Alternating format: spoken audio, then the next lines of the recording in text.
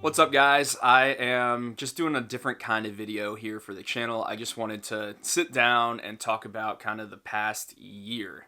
And I want this video to be almost no edits. I'm going to give myself 10 edits for this video. And I just want to sit and talk, and I'm always pretty sensitive to viewers' time, so there's going to be as good of a timestamp list in the description and in the pinned comment as possible for this video because, I know not everyone is interested in me and in how I feel, and I think too many creators make stuff too personal and too much about them. This channel ultimately is about country music. I'm just the conduit for that. And so I try not to do videos like this a lot because I don't want to get indulgent. I don't want to be seeking all my validation from the internet.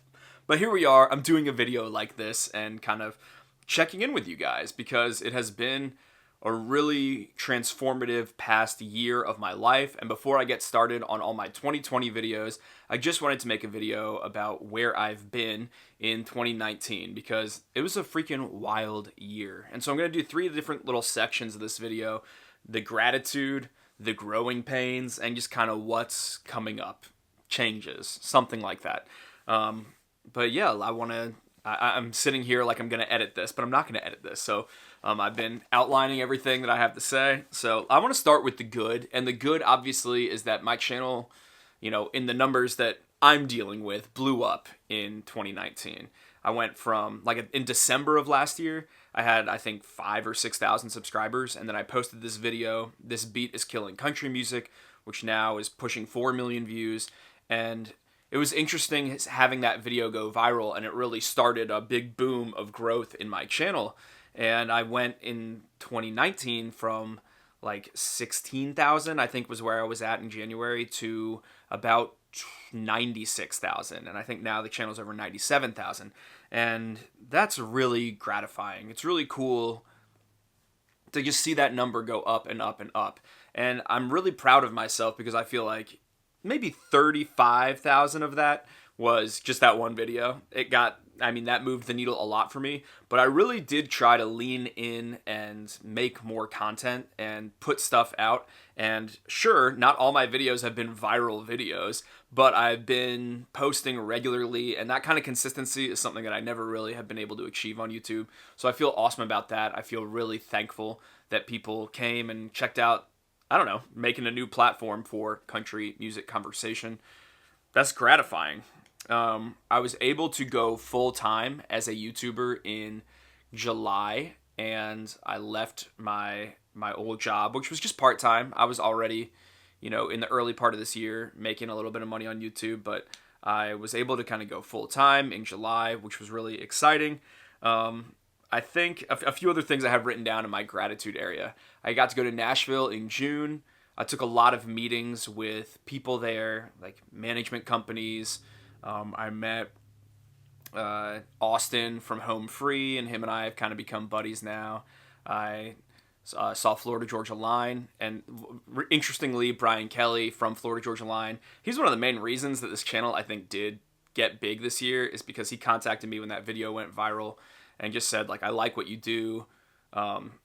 Keep doing it. Keep it up. I think you could reach way higher than you're reaching. And he really helped me believe in myself a little bit as a YouTuber. And that's a bizarre friendship, especially on a video where it starts out with a clip kind of lambasting their song Meant to Be. But I'm thankful for his motivation this year. And he's been a really cool, unexpected resource that's caused a lot of growth in me, I would say. Having him, of all people, after me being the bro country hater for the better part of a decade, reach out. When I was in Nashville, I did take a bunch of meetings with companies, and they ended up just sort of saying things like, what are you trying to do?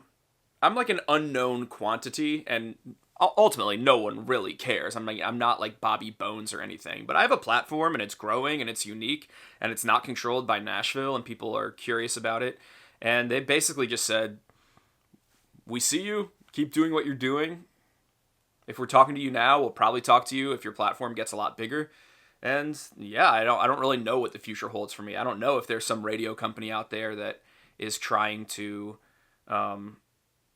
maybe one day hire a DJ that likes the indie stuff and likes a also the mainstream stuff or anything like that. I don't know to what extent I want to work with Nashville. I personally think as a critic, I'm way too sensitive and too much of a people pleaser, honestly, to live in a city where I'm critiquing the music. I think I have a lot clearer of a perspective because I'm not there. But it was really good to go to Nashville, to get to see some shows, get to, I don't know, just almost like remember. I just felt proud of myself. I was like, I am dressed up and taking nice meetings in Nashville, Tennessee. And that trip really gave me the motivation to, because I got recognized by a couple people, by like 2 or 3 people. But I was like, wow, people are really enjoying my channel. And it kind of gave me the motivation to come back to Charlottesville, where I live. I live in Virginia, if you didn't know. And hit the ground running because I went full-time like a month after that. I basically gave my notice after that trip at my old job. I don't talk about my old job for the record. I've had a lot of jobs. I think I've had 14 different paying jobs in the past decade. Also, when I was in Nashville, I got to meet up with my buddy Jesse LaBelle. Him and I have just kind of become friends over the past year. He's a singer-songwriter there. And I was in his video very briefly for his song Hey Rachel, so that was fun. Probably the only music video I'll ever be in, but I enjoyed that experience a lot as well. Now, when I got back to Charlottesville, I set up my own office. I leased an office space because I think I needed to feel like a man that was going full time. I needed my own space where I was going to do my editing. I was going to take things to the next level. And honestly, this office it's kind of a weird chapter of 2019 for me because I obsessed over setting it up. I think I was really scared about going full time as, I guess, an entrepreneur. And so I was coping by making this space amazing. And I hired all these painters to make all this custom country music art, and I bought furniture, and I was like, this is where my podcast is going to be. I'm going to launch a podcast. It's going to film in here. I'm going to have guests. It's going to be awesome. And in hindsight, I'm like, what the hell was I doing? That should have been the time I was saving money, that I was like being a lot more measured with my growth, but I was just getting after it. And I do think there's an element of that is important in being an entrepreneur and being a creator, but I have to say my biggest disappointment of the past year was the whole video that I shot about the paintings I had made for that office. It just like didn't click with people. I spent more effort on that video than I've ever spent on anything in my whole life. It's kind of a love letter to my hometown, Charlottesville. It is featuring artists whose work I really believe in. It's a unique concept, but is too out there, I think, for the YouTube audience. I was excited. I tried, I don't know, I just tried something different, and I'm proud of myself for trying something different, but I wish that video had done better. And I am really proud of that space, but I have not found myself using it that much.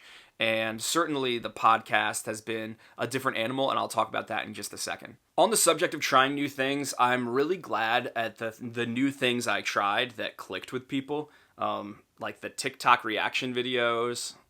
I didn't expect those to be so popular, but they are. Unfortunately, they just get copyright claimed left and right, which is a bummer because I think they're really funny. And I hope to do a few more of them because I think they're interesting for real. And I also did a whole interview with Kip Moore. I was very proud to like get a real guest on my channel and someone who I think is interesting and compelling and have an honest conversation with him. And then when it comes to just my regular videos, my lists and my sort of video essays, I'm thankful that I think I found my style. And it is sort of as a video essayist. It's very edit heavy. I always end up editing videos for like, seriously, like 8 to 10 hours for just the normal things. I love putting in clips. I love showing bits of the music. I seem to have worked out some kind of understanding with the copyright bots, and I don't get hassled nearly as much, but I think I'm pretty smart with how I incorporate music, and I've always believed that it's fair use how I do it, and I don't know, I'm just happy. I think I found a style, and you guys seem to affirm that and enjoy sort of the way I edit videos, but it is very labor intensive, but I enjoy it.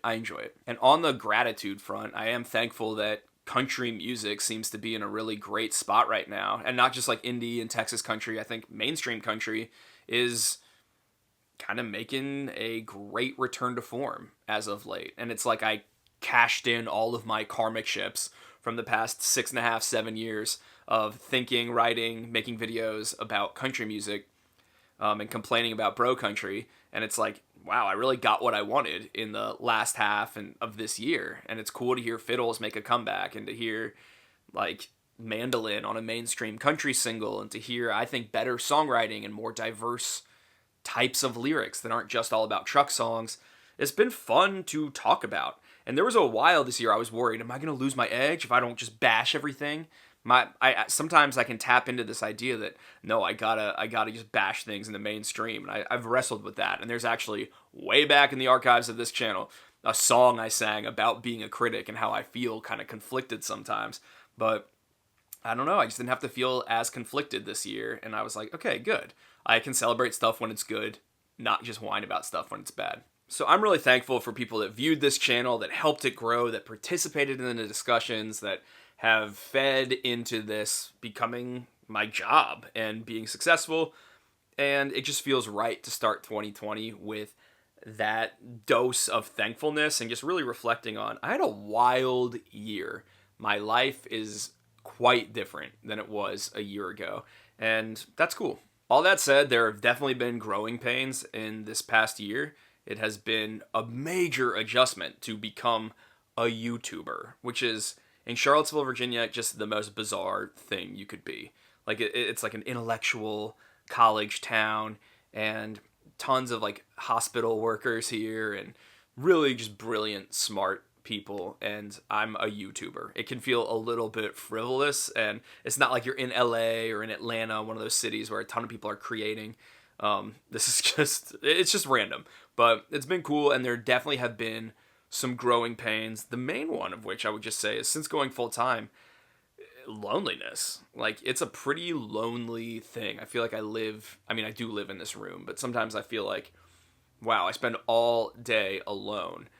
Me and a camera and my computer and the people of the internet, who are wonderful and kind, and many of you send awesome things, but it's also like they are, it's a virtual relationship. And so I miss being part of a team sometimes, but I'm not giving up. I think this is a necessary growing pain, and maybe one day I can scale this into some kind of network or have a team or something where I'm working with people. I would love that, but for now, I'm giving YouTube like the full 1 year. I'm going to do it for 1 year. I'm going to hustle by myself and figure out how this goes, but I don't know if YouTube will be around for forever. I don't want to build like my whole life into just this platform only for it to get unpopular in 2 years. That could happen. For now though, I actually think the platform is really good. I'm enjoying making stuff. I'm proud of the work I'm doing. It definitely comes with some costs, and I'm not great at managing myself. And you want to find out what you're bad at in life, you want to find out where you're disorganized, you want to find out what you're insecure about, holy crap, work for yourself, and it just comes immediately to the surface. I know I have a major need for routine and organization. Those are major things that I'm working on. I think you'll notice probably around September, I got a lot more organized on this channel and started releasing videos in a lot more regular of a fashion. I still don't have a schedule. I'm a little intimidated to have to put out a video every single week on the same times and then create an expectation and thus possibly a disappointment. But I have been putting out 2 or 3 every week for a while now. Except this past week, I needed a break after year-end stuff. I'm also going to include the podcast as a growing pain, even though I'm really proud of the fact that I figured out how to launch a podcast, how to, it was a lot of work to figure out how you get that stuff to actually appear in Spotify and in Apple with your podcast art, and how do you improve sound quality, and how do you make a podcast. But I ultimately am putting it in the growing pain category because it kind of derailed me as a YouTuber. I mean, the reality is my audience is here on YouTube, and I was chasing a whole new audience that wasn't really my main people that are here. And I was trying to learn a whole new art form at the cost of this channel's health. And so I decided actually to table the podcast for a while. It's called Free Country. I love the name still. I still want to do it, but I would need to do it with help. I would need someone editing it, like some kind of producer, someone that could figure out sponsors, because it was just wacky. I was spending like 8 to 10 hours a week on this podcast that was getting a good number of listens, but not anywhere near what a video of mine gets. And so That was kind of a weird 2019 flight of fancy. I've seen a lot of creators do that, want to start a podcast. I was one of them, and I love listening to podcasts, but I mean, I basically have a video podcast right here on YouTube, and I think some really good mentors of mine helped me understand where I wasn't really like respecting the fact that I have a good audience. It's here on YouTube. Don't abandon them. And so I'm so thankful for that advice. When I really honed in and just focused on making videos, making more videos. If I have a thought, put it on video, put it on my channel. The channel got a lot better, in my opinion. And so that was a cool part of this year. And still, I don't know where it stands. I posted the Kit Moore interview as a podcast. I think I will continue to post interviews to the podcast stream, but I'm not doing it regularly. I also started a Patreon, and that's not a growing pain at all. I meant to talk about it in the gratitude section, but I'm not doing freaking edits on this video, or at least not many. And the Patreon is where I post a podcast each month about kind of it's a check-in about my thoughts on country music and just sort of the latest what's up in country music. I do fun, kind of more behind the scenes things over there. I'm really, really thankful for the patrons over there that have been supporting this channel, because let me tell you, July and August, things were not healthy, financially especially, and I was getting really concerned, and the bit of money I get from Patreon has been really important for me this year, and I've been trying to reinvest it and up the quality. I have new cameras, a new computer. I can edit videos so much faster, and yeah, that's been a really, really good thing for me. Other growing pains this year were just the times when I said something controversial and it ruffled people's feathers, and I would respond to that really poorly. The first time that happened earlier this year was when a video I had already posted that was sort of a tongue-in-cheek video called That Ain't Country. It included Lil Nas X and Old Town Road, and I was like, why is this considered a country song? That video had perfectly great response until Old Town Road got removed from the country charts, and then suddenly there was this wave of attention that came to that video, because I was one of the only people that had talked about it on YouTube, and everyone was saying I'm racist, and it's like, oh, you don't have this same energy about Florida Georgia Line songs, do you? And I was like, I do. That's literally like my channel. That's my whole calling card, is I do say that, like, this stuff isn't country either. And so I felt really misunderstood by that. I have since learned this channel is not about me being understood. It's about me presenting my ideas. I do think there's an element of every YouTuber where they're hoping to be understood, accepted, liked by the viewers. And there's definitely that vanity that kind of drives people to create, that are creative. But I responded so badly to that. I freaking tailspinned. And I will do that. I hate the idea of being canceled. It freaks me out. I get really insecure. And I think I've grown a lot this year, actually, in getting a bit thicker of a skin. I know there are people out there that are just obsessed with, like, Joe Rogan and listen to, I don't know, like world champion deer hunters on podcasts all the time, and they're like, Grady, you don't have a thick skin. And I'm like, I know, but I've gotten better, trust me. And I think a big part of this year was learning that, like, when Lil Nas X backlash happened, which ultimately no one cares, the internet moves on like that, I recorded this whole response video and clarified. Then in November or December, whenever it happened of this year, when Upchurch, I reviewed his last song, and he posted a whole video to his channel that was just bashing me, destroying me. I had another little mini tailspin, and I kind of like freaked out, because here comes a wave of comments that just people that are saying they hate me, that I disrespected Upchurch, that I'm like some pansy city boy that doesn't understand country people, which is an argument I'm so over. I don't think you have to be country to make country music. I don't think you have to be country to like country music. And I don't appreciate lifestyle pandering. But I think that, like, that Upchurch situation, if there was any constructive criticism I got out of it, it was just that I can sound really condescending. That's what I took away from that whole debacle. It's like, yeah, I sound a little pretentious, intellectual, condescending, and that's kind of who I am, if I'm being honest. And so I don't want to I didn't obsess over it nearly as long, though. I kind of was just like, I don't want to play the clout game. I'm not going to sit here and try and make a whole video and ride this for views. That's not what I'm after. I'm too sensitive to play the clout game. I don't want to get in drama with people online. But every other part of that video, I think, like, was pretty untrue about me, that I'm part of the establishment. I mean, hello, I'm a dude in Virginia making videos in his room. The establishment doesn't like me either. You think they like this beat is killing country music? So I felt pretty misunderstood by that video. But where I felt a little bit proud of myself was that I didn't be like, I need to defend myself. I think I learned over the course of this year, the best course of action when I feel insecure, when I feel misunderstood, when I feel like the internet's bullying me, just keep going. Keep going, because ultimately, most people that are here because they like the content, they like the channel. They don't even necessarily like me. But enough people like me and like what I do that the best thing to do is just keep going. Put my ideas out there, say how I feel, say what I think, and take it on the chin when it happens, and that's okay. Hello, I'm a critic, so I should be able to take some criticism.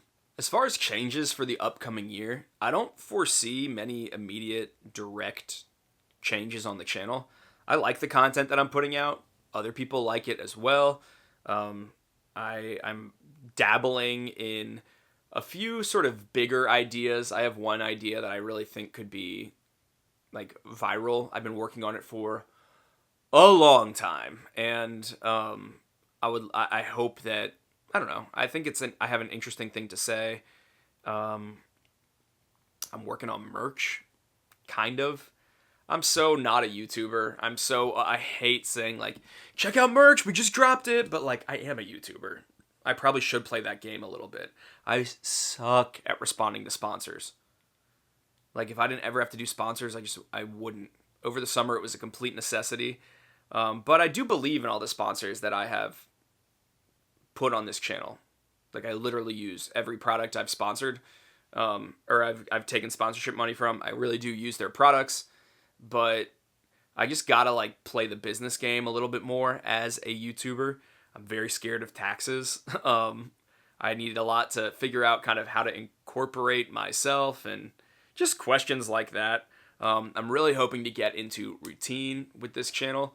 I would love by the end of the year to have some kind of a schedule, and to put out just really consistent, entertaining content and see where all of this goes. You know, sometimes I am dreaming of, I just want some manager to appear from the sky and say, hey, I see what you're doing. It's cool. Let's take you to the next level. But that's not how life works. I got to take myself to the next level until it's beneficial to someone else to maybe do that. And how much I want to work with country music, I'm not really sure, you know? The Ken Burns documentary has really affected me in a pretty profound way in the last 3 months. I don't know if you guys watched it. It was called Country Music. It was amazing. But he, I think, really showed that some of my anger about country music not sounding good or being right, like, is just a little bit silly. I think in some ways it's kind of how I make sense of the world, but it has really made me have a little bit more open-hearted of an approach to how I approach country music. Not ready to just like bash stuff that I hate for sport, but really to kind of be open. So like, why is this clicking? And I've always been good at that. I think I've always been good at contextualizing stuff like that, but I just look forward to doing that a little more and bringing in gentle words alongside my harsh words and truth alongside my humor. If this were a regular video, guys, I would cut that right now and be like, you sound like such a douchebag. But as I just said, I'm a little bit like that. Anyway, I don't foresee huge changes on the channel. I'm really proud of kind of where it's at. I'm really thankful for all of you. You guys recommend such good music to me. And I do want to continue to push myself and continue to be open to new opportunities, whatever those may be. I want to continue to honestly reflect on independent stuff as well as mainstream stuff.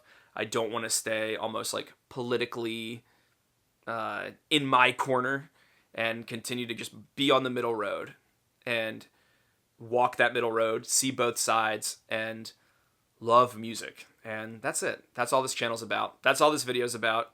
Thanks for listening to me ramble, and I hope you have a great, great, great 2020.